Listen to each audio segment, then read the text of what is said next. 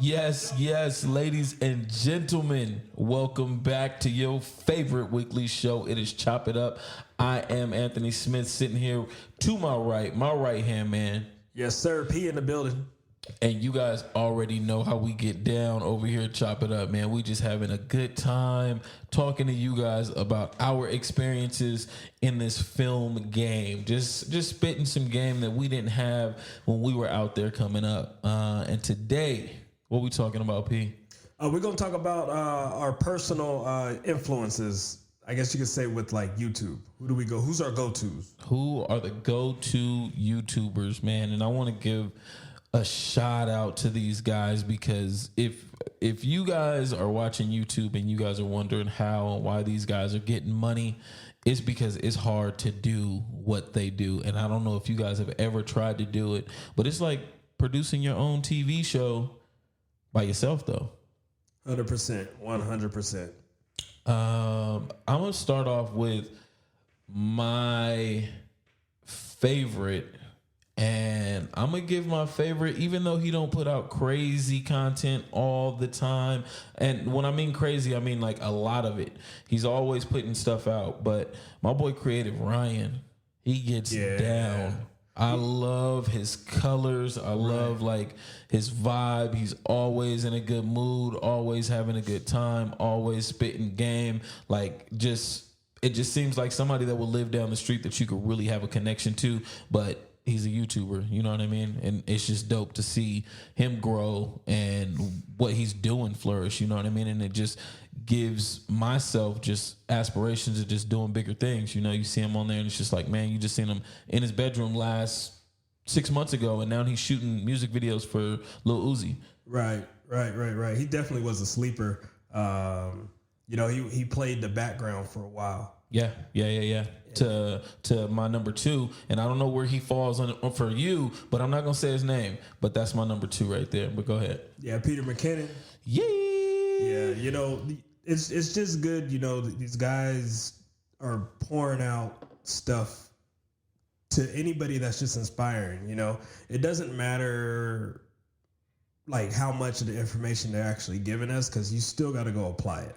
Yes. It doesn't mean like, oh, I follow these guys, I'm going to be just as good as them. No, you got to get out in the field and grind just like they did, you know, and the proof is in the pudding when it comes to their word. You look at the tutorials, you look at what they're talking about, and you're like, well, shit, maybe they're bullshitting.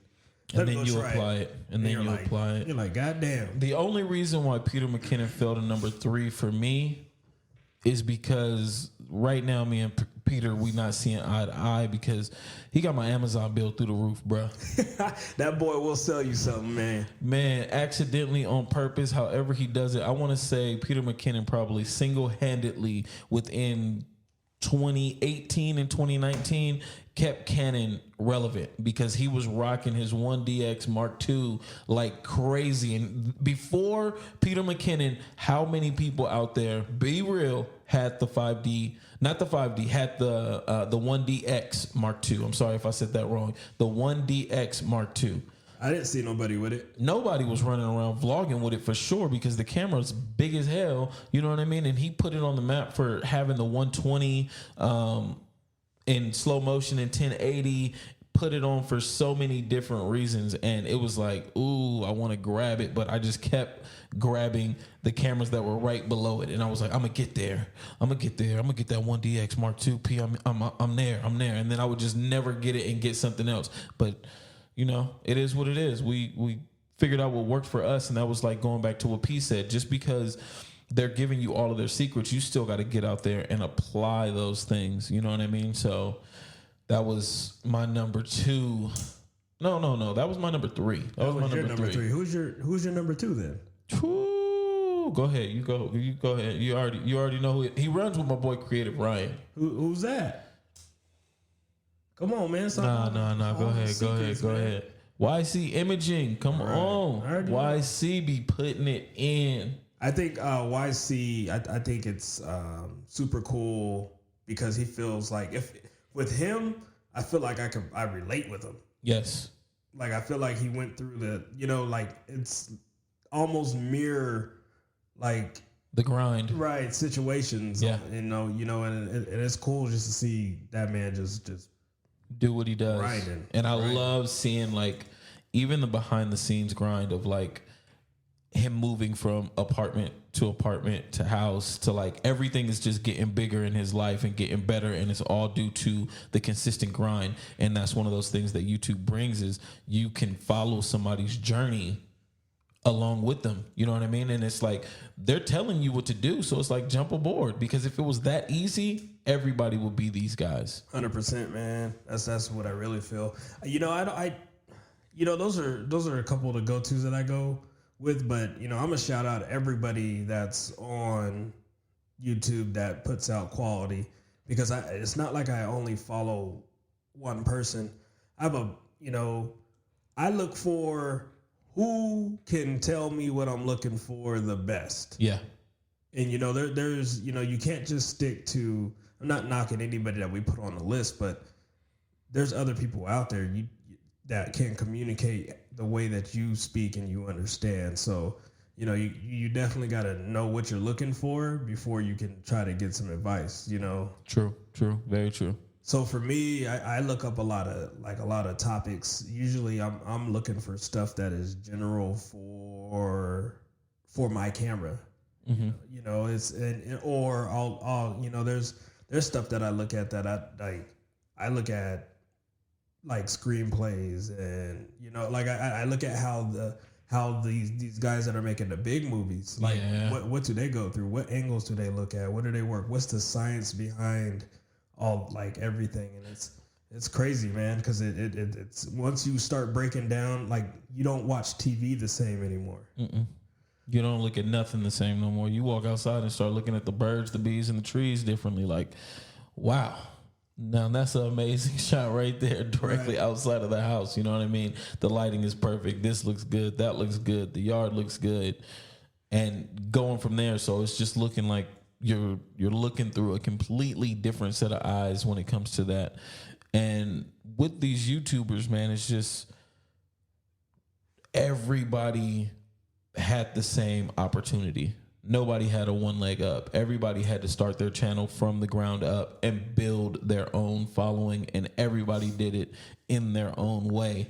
And also to see those guys collabing with each other and with other creatives that are on the platform is just super dope, because 10 years ago, you wasn't giving up no info. It didn't matter. Like I would go and I would see somebody holding their camera and they're literally like holding their thumb over the top of their camera so I can't see maybe what setting they were in. Right. You know what I mean? And it was just that kind of mentality, and that's where it was. It was like you're taking food from my family's plate. You know what I mean? Right. Not we can grow and we can build this thing together. It was just like, I can't show you what I know, because if I show you what I know and we're from the same area, now you're taking money from my pocket.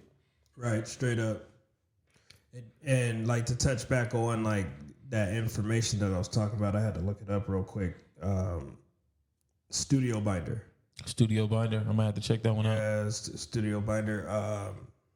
It's if I want to get to where they're at, I got to look at what they do. Right.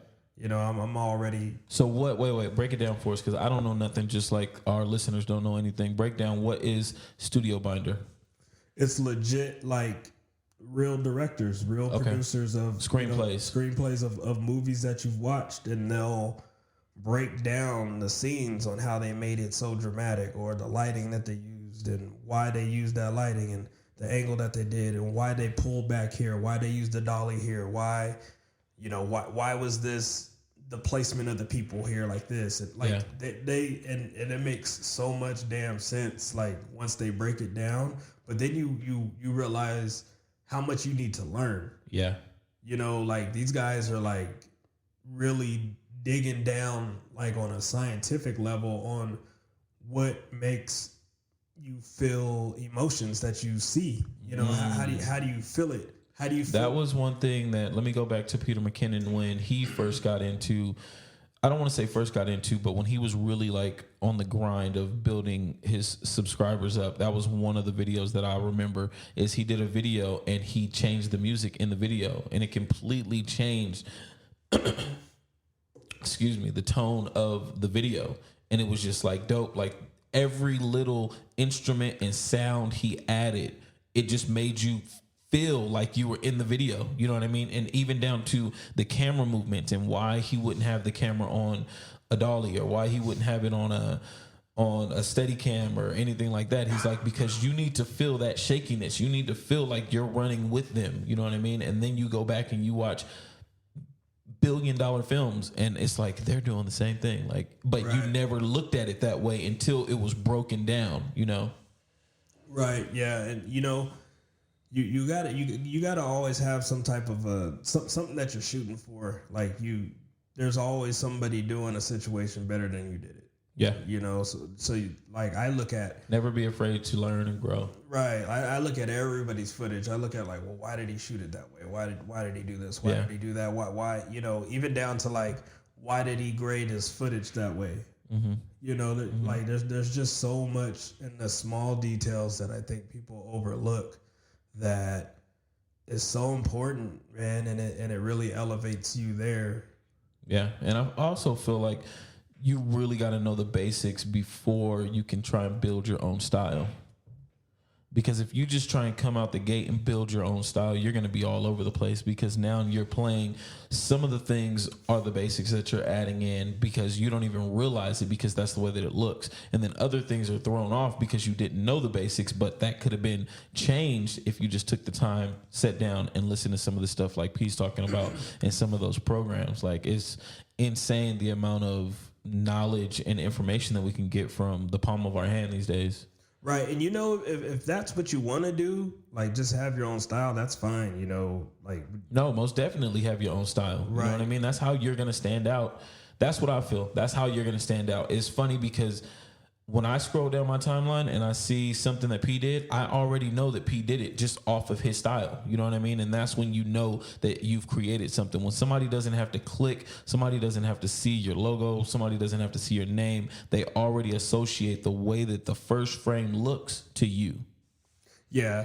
And you know, that's what you want to have your style, but like for me, like I want to have my style, but I still want to be able to film anything.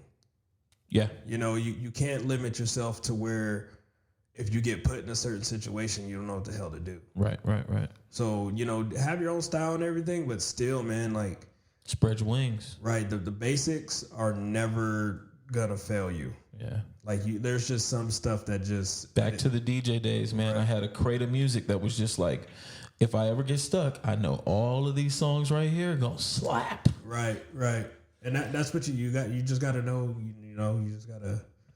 Same exact thing, because you can watch these videos and if you don't go out there and put it into action, what's going to happen is you're going to get stuck and you're going to fall back to what you know, because everything that you just watched on a Peter McKinnon video, everything that you just watched on a YC video, all of that is out the window, because right now you have somebody that's looking at you as the professional, and you're looking at an image on the backside of the camera or video, and you're like, this is not right, but I don't know how to fix it. But what I was trying to do, I just saw in this video, but for some reason it's not working.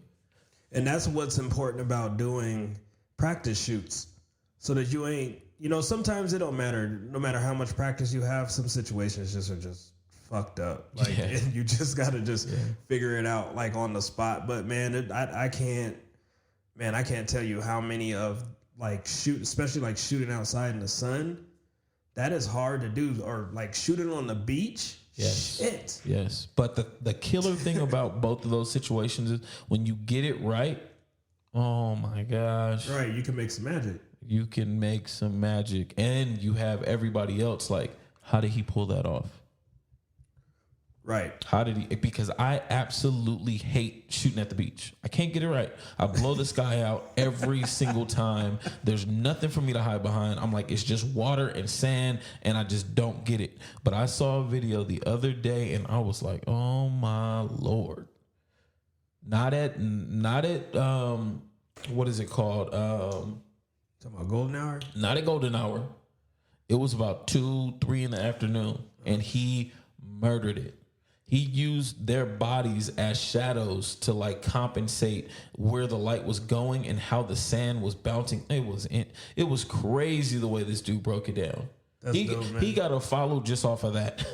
Well, yeah, that's how you know, when somebody starts talking like that, you know that they take it serious. Yeah, because he was like, in golden hours, it's almost cheating because you don't have to worry about the way the sun is hitting your model. You don't have to worry about all of these different things. You have even light, so you can pretty much move around and do whatever you want. But now when you have that sun up there, it throws so much more into what you have to do, what you have to compensate for, how you can fix this, how you can still make this look good. Right. How don't you blow this out? And his biggest thing was not blowing highlights. He was like, I just hate when people clip highlights. He's like, if you watch any film, the highlights will be maintained and the people will be a little bit in shadow, but you're more likely to watch that film rather than watching something where everything's blown out in the background and you can see exactly what the two people look like in front of you.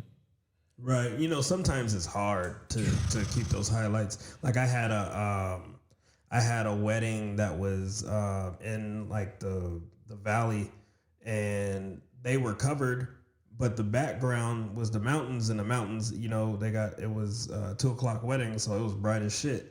Right. So they were basically in shade, but the background was they were in the dark. Oh.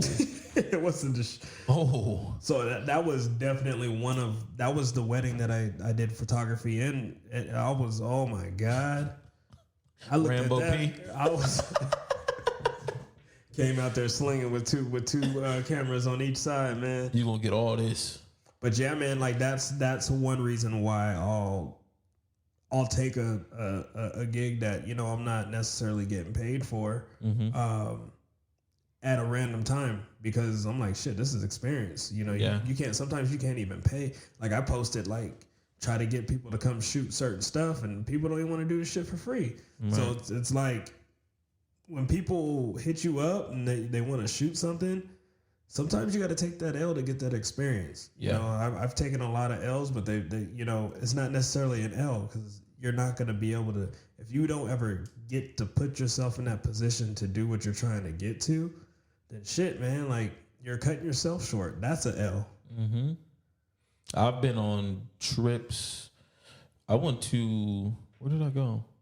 I went to China on something like that. Just like, let's go. You know what I mean? Like, well, how much you gonna? I'm not worried about the money right now. We'll figure out the money later. You know what I mean? Like, let's go. I'm trying to be on this China flight. You know what I mean? Right. Like, I'll figure it out when I get out there. And the funny thing about it was, I ended up charging the person that invited me to China, but nowhere near what I should have charged them. And due to that, they introduced me to all of their friends while I was in China, and I ended up making maybe 5 to 10 times more money than I would have if I would have just basically knocked this person over the head, as me and Pete like to say, and charge them even what they should have been charged, or maybe a little bit more, because it was on the other side of the world. So that's something else to look into, you guys.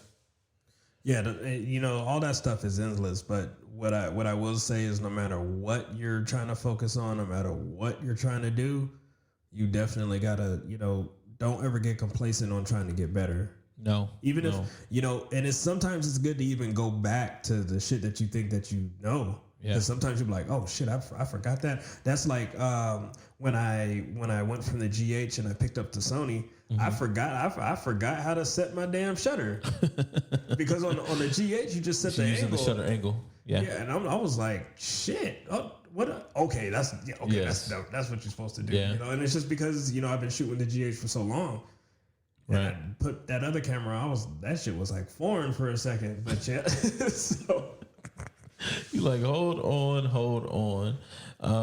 Back to YouTube, man. Don't let YouTube consume you. I do it a lot. Everybody does it a lot. Use YouTube as a tool and get out there and do work. Period. Right. Don't now, you know, not knocking these people at all, but don't follow them so hard that you try to just be them. Yeah. Like don't cut yourself short trying to be somebody else. Like just find like the way that I use it for what I'm trying to get done. So if I just need to know, how do I expose in this situation? That's all I'm looking for. I'm not looking at how you cut yours, what kind of music you use, what your plugins, or what kind of transit. I don't give a damn about none of that. I just want to know, what did you do to expose that? Okay, cool. Good looking. YouTube is the second largest search engine on the planet. So you can type in to look up the exposure, and guess what? There's going to be 10 other videos that are slowly but surely going to lead you somewhere else. So stay focused. Treat that motherfucker like Walmart. Go in there with a plan. Because if you don't, they going to get you. They going to roll back some prices on your ass. They going to get you. Every time. Man, P, I guess that's all I got to say on the whole YouTube thing, man. Just get out there, shoot, and even for myself and P, man, we are planning on turning this platform not only into a podcast but a YouTube, but it's a whole nother realm of things that we got to do. You know what I mean? Not only just shooting the content, but uploading it and then making sure that it's tagged correctly. And it's a lot that goes into having your own YouTube channel. So if you are thinking about getting into it, just one foot at a time, you know what I mean? Jump on in there. Right. I think we both have an idea of how we want to do it, and like we don't want to half-ass it. That's why it ain't happened yet. Right. You know, but it's gonna get there. We still trying to get this damn sound down in the studio. Yeah. As you see, my mic sound like shit today, but it's all right. Sometimes it's not always about having the crispiest, but it's about the message. That's what niggas say when they got a toe up mic. I was sick last week. My microphone's sick this week. Yeah. We're gonna get them. We're gonna fix it. We're gonna fix it. Don't worry about that. But y'all have fun out there, man. I'm Anthony Smith. Yo, P in the building. And this is